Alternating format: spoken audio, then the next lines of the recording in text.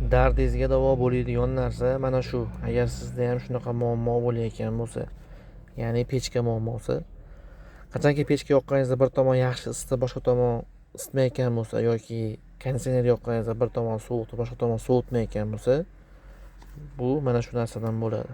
Xo'p, bu nima? Buni hamma har xil ataydi. Zaslonka yoki deflektor deyishadi.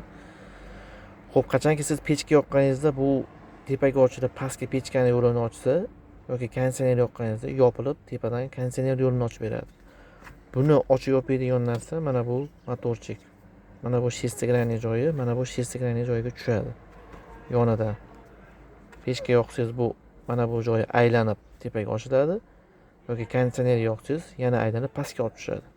Shu narsa ochib yopib beradi mana shu joydan aylanib.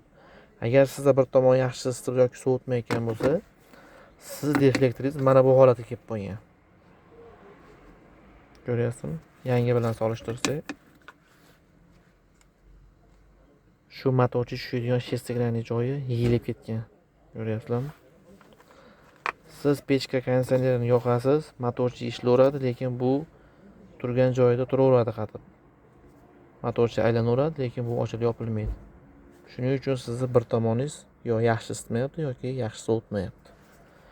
Agar sizda ham shunaqa muammo bo'ladigan bo'lsa, shu narsani almashtiring, xudo xolasa ishingiz bitadi.